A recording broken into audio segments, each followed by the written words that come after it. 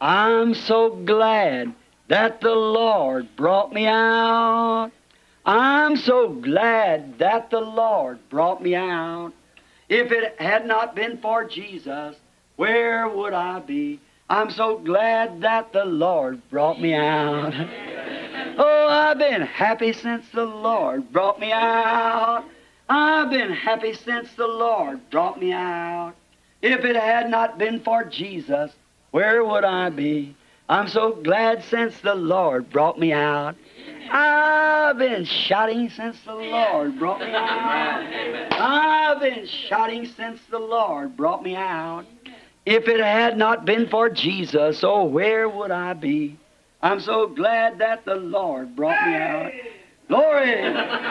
Aren't you glad? Aren't you glad? Let's sing it. Aren't you glad that the Lord brought you out? Aren't you glad that the Lord brought you out? If it had not been for Jesus, oh, where would I be? I'm so glad that the Lord brought me out. Oh, I've been singing since the Lord brought me out. I've been singing since the Lord brought me out. If it had not been for Jesus, oh, where would I be? I'm so glad that the Lord brought me out. Aren't you glad of it? Bom dia a vocês.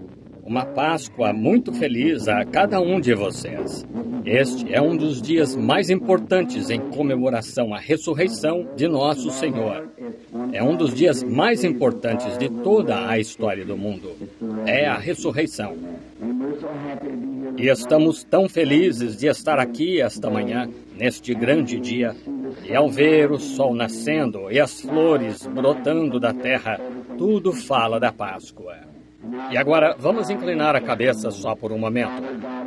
Deus Pai, em Tua presença chegamos, e estamos esperando que Tu nos dês esta manhã apenas uma pequena bênção extra do céu, um pequeno toque da Páscoa em nossa própria alma, de modo que ao sairmos daqui, possamos dizer como aqueles que vinham de Emaús: porventura não ardia em nós o nosso coração por causa da sua presença?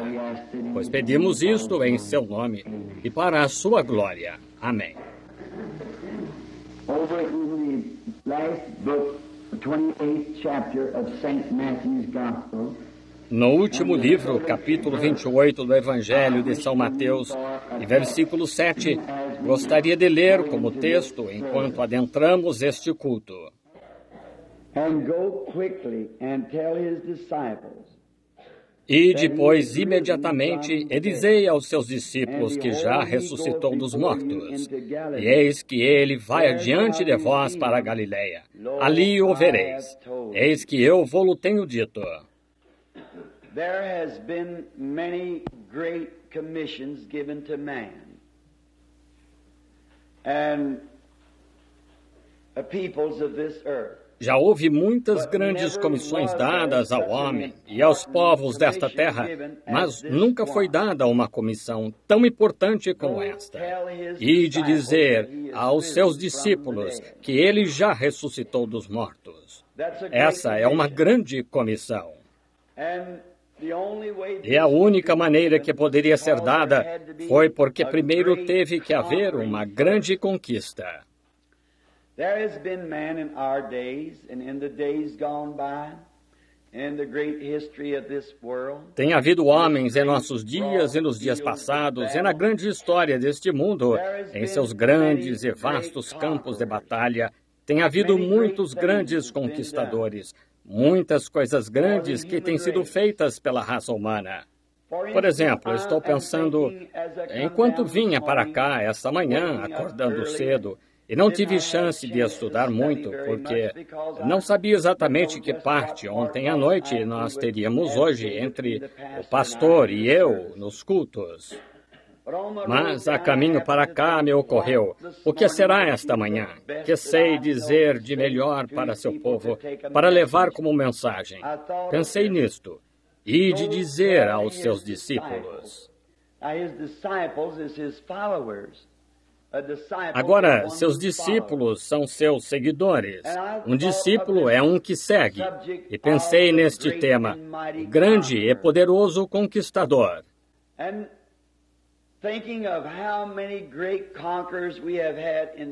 E pensando em quantos grandes conquistadores já tivemos neste mundo, e nas grandes coisas que fizeram para fazer progredir e melhorar o estilo da vida humana,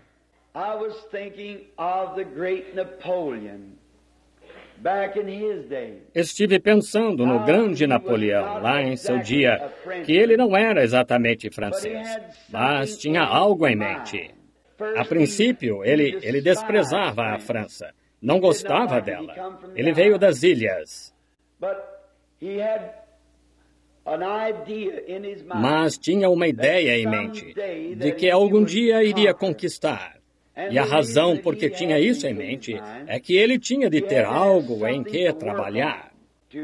Para cada homem, antes que possa fazer uma obra, você tem que ter algum motivo, alguma alternativa, algo em que esteja trabalhando como propósito de trabalho, algo por meio de que trabalhar. E como todos sabemos, tomando a história de Hitler, ou não de Hitler, mas de Napoleão, que ele se conduzia pela lua e pela mudança das estrelas. Ele operava dessa maneira e com expectativa, porque certa vez ele agiu assim e teve uma vitória. E ele se mudou para a França e tornou-se um grande guerreiro. Ele mandou matar muitos homens por não concordarem com ele. Ele limpou todo o seu país de tudo que estava contra ele. He just absolutely wiped it out. Because he had to have it that way. Ele os liquidou completamente porque tinha de ser dessa maneira. Se não fosse dessa maneira, haveria algo contra ele o tempo todo. E seu grande plano que tinha em mente, sua própria vida estaria em jogo assim. Tinha que ter todo o seu reino tão perfeito quanto pudesse.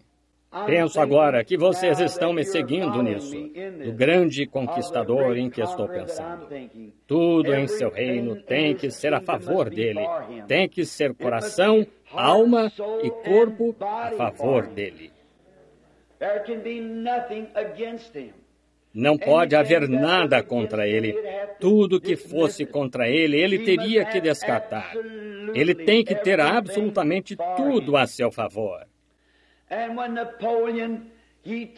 E quando Napoleão, ele pegou em armas, canhões, armas de fogo, mosquetes, espadas, e avançou com este único pensamento que ia conquistar o mundo. E praticamente o fez aos 33 anos.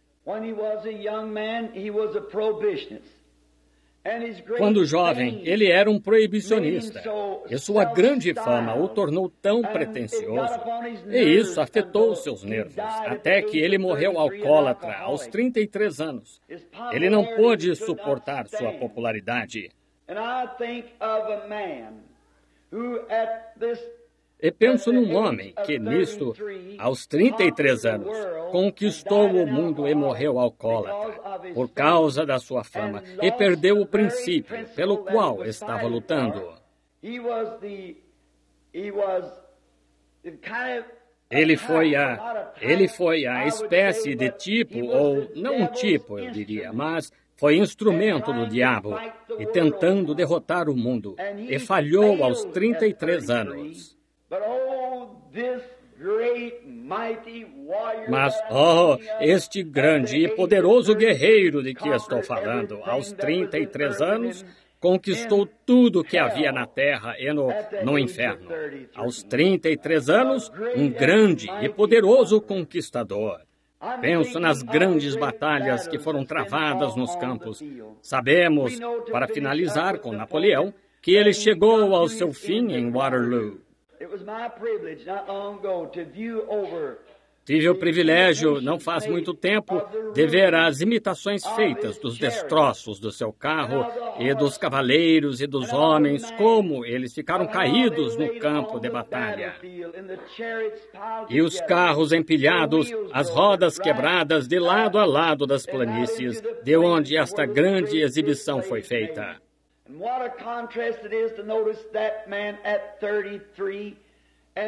E que contraste é ao observar este homem aos 33 anos e a vergonha apresentada lá no memorial de sua grande batalha e conquista, e então ir a Jerusalém e ver um túmulo vazio como memorial do grande e poderoso conquistador.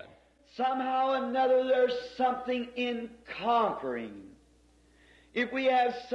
De uma maneira ou de outra, há um significado em conquistar.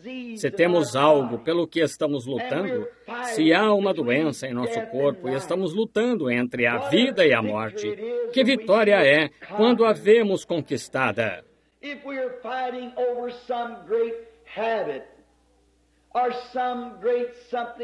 Se estamos lutando por causa de um grande hábito ou algo grande que está nos rodeando, quando finalmente as grandes bandeiras tremulam e vencemos, que sentimento isso nos dá dentro de nós, pois podemos então ser um conquistador.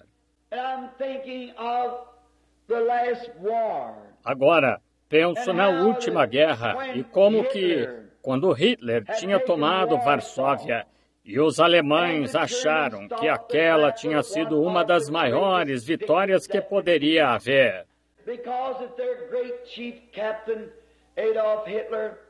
Pois seu grande capitão-chefe, Adolf Hitler, tinha de uma vez afundado tudo em Varsóvia, derrubado as pontes e a grande ponte caiu. Os jornais publicaram grandes fotos da queda da ponte. Os alemães marcharam pela rua e tocaram tambores e sopraram apitos, e os milhares de aviões passaram por ele quando ele teve sua primeira grande vitória, exibindo-se como um Alexandre o Grande ou um Napoleão para conquistar o mundo, mas em que ele acabou? Em desgraça? Certamente que sim. Lembro-me de quando construíram a grande estrada da Birmânia.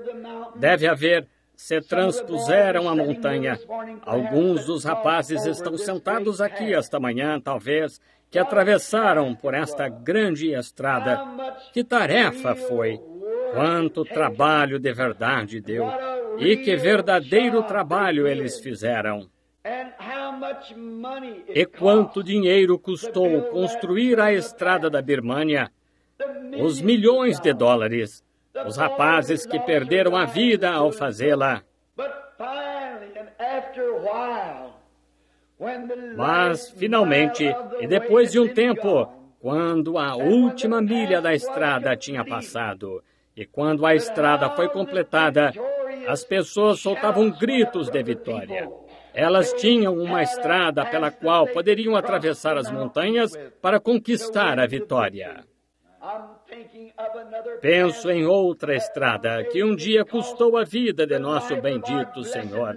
Não foi apenas uma estrada sobre a terra, mas um alto caminho chamado de Alto Caminho da Santidade,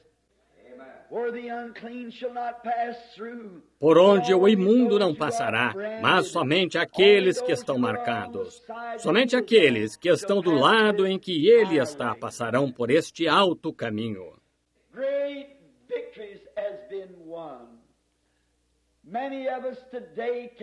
Grandes vitórias já foram ganhas. Muitos de nós hoje podemos nos lembrar bem da Primeira Guerra Mundial. Lembro-me de quando eu ainda era garotinho. Posso ouvir os apitos sendo soprados e até mesmo os agricultores no campo pararam seus cavalos e acenaram com seus chapéus. Eles gritaram, eles berraram. O que tinha acontecido? A guerra tinha acabado. A vitória foi ganha.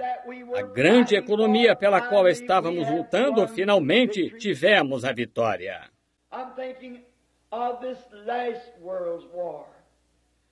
Penso nesta última guerra mundial. Eu morava logo do outro lado da rua, e quando os apitos começaram a ser soprados, as pessoas correram para os quintais, mulheres de aventais tirando-os e balançando-os no ar.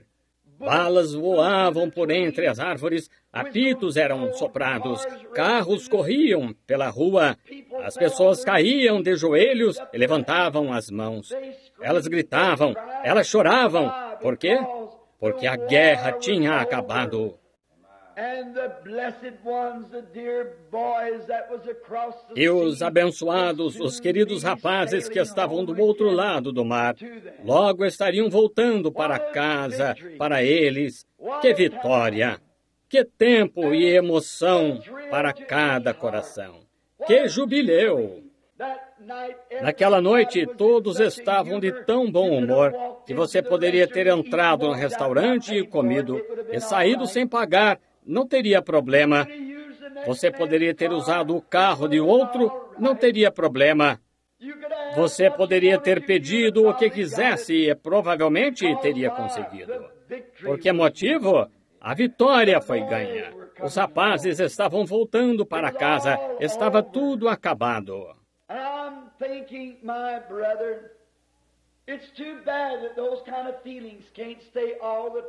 E penso, meu irmão, que é uma pena que esse tipo de sentimento não possa ficar o tempo todo. Mas para o cristão esta manhã, a vitória está ganha. Os sinos da alegria estão tocando. A guerra acabou entre Deus e o homem. A vitória foi ganha. Before any victory can be won, there must be great prices paid. Oh, what prices! Antes que qualquer vitória possa ser ganha, é preciso pagar grandes preços. Oh, que preços! E às vezes eles são muito profundos e deixam grandes cicatrizes, ferindo. Mas, para se ter a montanha, temos que ter o vale. Antes de podermos ter a luz do sol, temos que receber a chuva. Antes de podermos ter a luz, temos de ter a noite. Antes que possamos ter o certo, eles tiveram de fazer o errado, ou você nunca saberia o que é errado. But in order to conquer and to win the greatest battle that was ever won, mas, a fim de conquistar e vencer a maior batalha que já foi ganha, um saiu da glória muitos anos atrás, e ele não tomou sobre si a forma de anjo. Ele não veio como uma pessoa importante, mas ele ia provar que não se requer mosquetes e balas e bombas atômicas para ganhar uma guerra. He clothed himself in humility like a little baby and was born in a manger. Ele se vestiu de humildade como o bebezinho e nasceu numa manjedoura. Não havia sequer um lugar para seu nascimento quando ele veio. Quero que vejam os diferentes materiais de guerra, o que ele usou.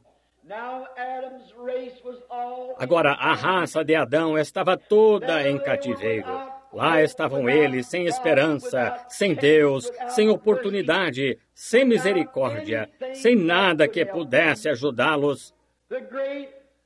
Os grandes inimigos das regiões inferiores dos perdidos os tinham encerrado na escuridão.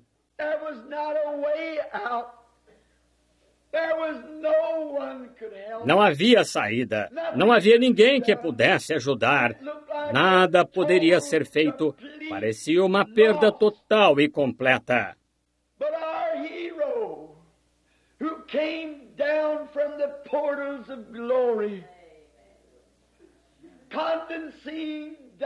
Mas nosso herói, que desceu dos portais da glória, humilhando-se, porque não havia nenhum homem na terra que pudesse fazer o trabalho.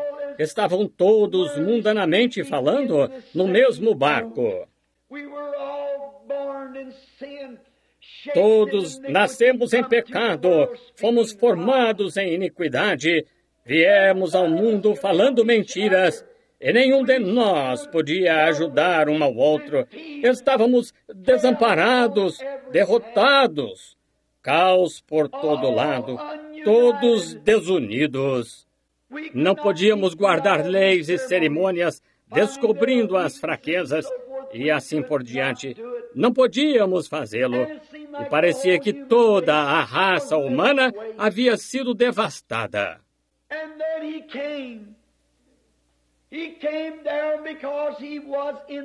E então ele veio, ele desceu, porque ele era no princípio, disse a Bíblia. Ele era a palavra. Ele era o Logos que saiu de Deus. E o Logos, no princípio, era a palavra. E ele se tornou a palavra. Então, quando ele subiu naquele dia glorioso da Páscoa, ele se tornou não só a palavra, mas tornou-se o sumo sacerdote da sua própria palavra. Oh, que coisa gloriosa, irmão Neville! Apenas pensem. Ele não é apenas a palavra, mas o sumo sacerdote da sua própria palavra. Como poderíamos duvidar disso? Como poderíamos chegar até ele e não crer que recebemos o que pedimos? Pois ele é a palavra, é o intercessor da palavra. O Logos tornou-se palavra, e a palavra feita carne. E a mesma carne, que era a palavra, recebida na glória, e agora é o sumo sacerdote fazendo intercessão por si mesmo, para a sua palavra. É disso que se necessita. Esse é o material que a igreja tem. Que arma! Nunca houve uma como ela. Ele era a palavra. E quando veio, ele nasceu numa manjedoura. Ele veio para usar a arma do A-M-O-R, amor, para conquistar o mundo. Não com balas de exército, não com metralhadoras e tanques. Mas ele veio de maneira diferente. Ele veio na forma de amor. Ele era o amor de Deus. Certa vez, quando bem jovem, eu pensava que Cristo me amava e Deus me odiava. Porque Cristo morreu por mim, mas Deus tinha algo contra mim. Mas fui descobrir que Cristo é o próprio coração de Deus. Deus amou o mundo de tal maneira que deu o seu Filho unigênito, para que todo aquele que nele crê não pereça, mas tenha a vida eterna. Agora, ele veio primeiro para conquistar, e o que o diabo tinha posto no mundo era o ódio, e ele veio para conquistar o ódio. Quando ganhamos nossas batalhas e assim por diante, nas batalhas do mundo, isso sempre deixa continuamente um ódio, porque batalhas desse tipo são do inimigo. Mas Cristo veio com amor para conquistar o ódio, para amar aqueles que eram indignos de se amar. Ele veio com uma arma diferente. E ele se humilhou, fez-se um pouco menor do que os anjos, para sofrer a morte e dar exemplo. E quando esteve aqui na terra, ele caminhou entre os homens.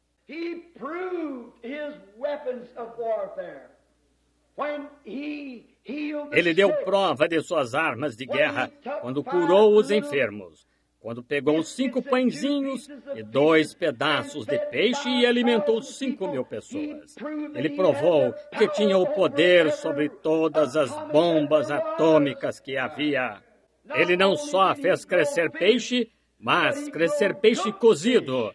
Ele não só fez crescer trigo naqueles pães, mas crescer trigo cozido naqueles pães. Isto mostrou que ele era aquele grande e poderoso conquistador. Ele não só tirou a água do poço, como também transformou em vinho aquela água do poço. Ele provou que tinha poder para conquistar, e ele amou, e sua arma foi o amor.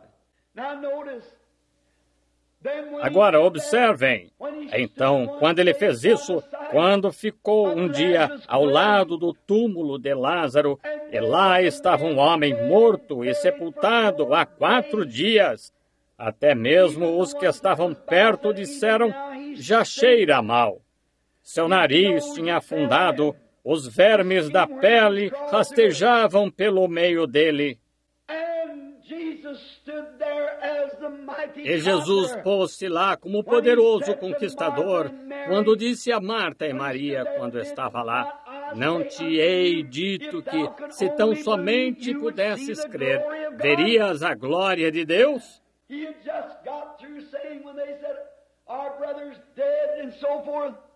Ele tinha acabado de dizer, quando disseram, nosso irmão está morto, e assim por diante.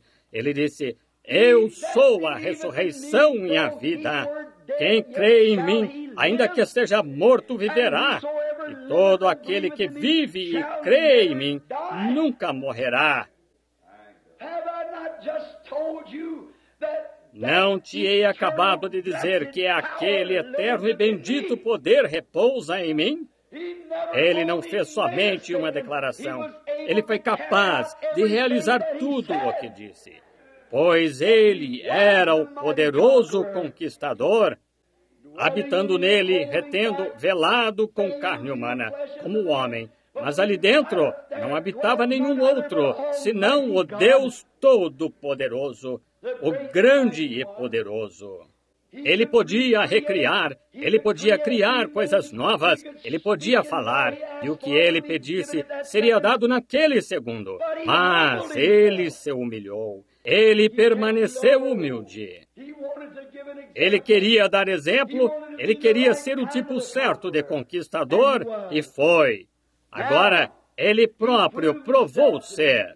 Como tenho frequentemente dito em minhas reuniões, talvez isto testificasse esta manhã neste grupo de pessoas, nesta bela manhã da Páscoa. Uma senhora pertencente a certa igreja que não crê em aceitar o sangue do Senhor Jesus. Sem derramamento de sangue, não há remissão de pecado.